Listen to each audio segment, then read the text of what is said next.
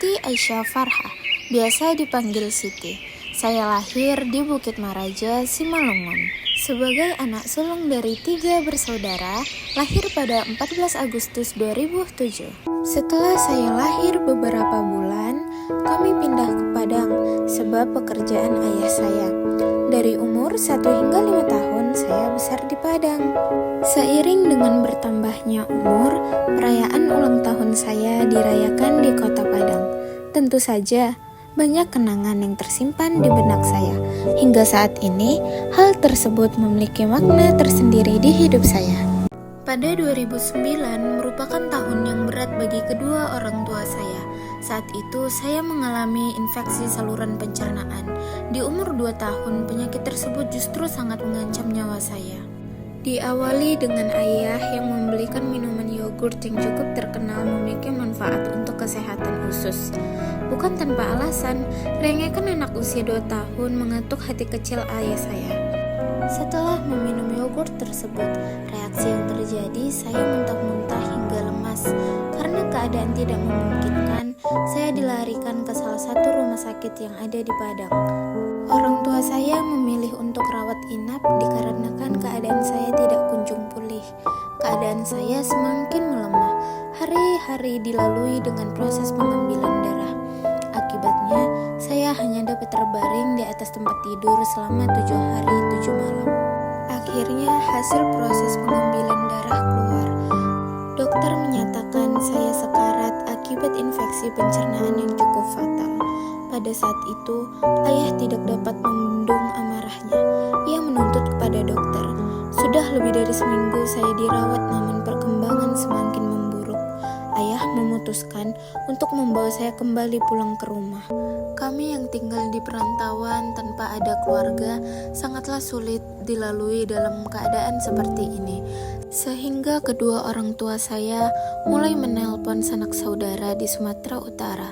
Keluarga satu persatu sampai terus-menerus menangisi keadaan saya, hingga rintihan kata mengiringi tangisnya. Kalau memang sudah waktunya, janganlah wafatkan anak kami di perantauan ya Allah.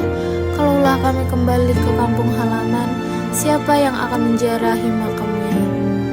Namun, orang tua saya tidak putus asa. Saya dibawa ke seorang tabib. Saya diruqyah dalam keadaan sekarat di atas pangkuan ibu saya. Setelah selesai diruqyah, saya merespon dengan ingin buang air kecil. Hal tersebut menjadi kabar baik untuk kedua orang tua saya. Hingga saya dianjurkan untuk memakan rebusan kacang hijau tanpa santan dan meminum air rebusan ulat yang berada di batang pisang. Segala cara dilakukan orang tua saya agar saya kembali pulih. Perlahan-lahan tubuh saya kembali sehat. Ketika kembali cek ke rumah sakit, saya dinyatakan sembuh dari infeksi saluran pencernaan. Tak lama dari itu, kami mengalami kembali ketetapan Allah.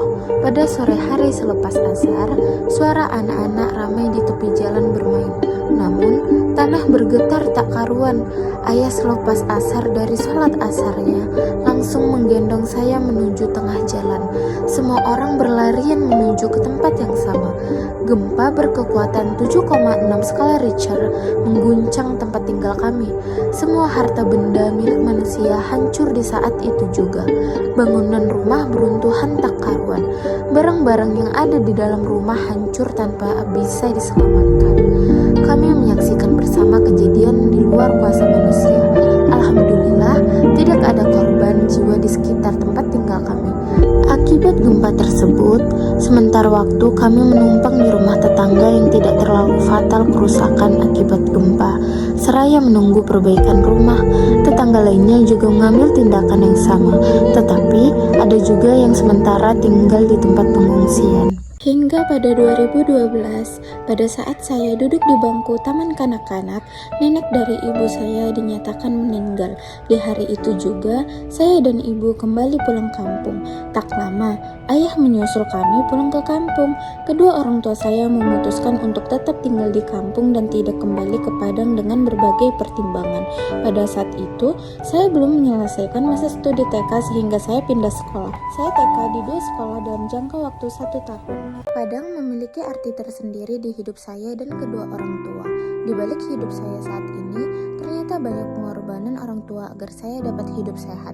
Banyak hal yang kami lalui dengan berbagai suka dan dukanya, seperti yang terdapat dalam firman Allah surah Al-Hadid ayat 22.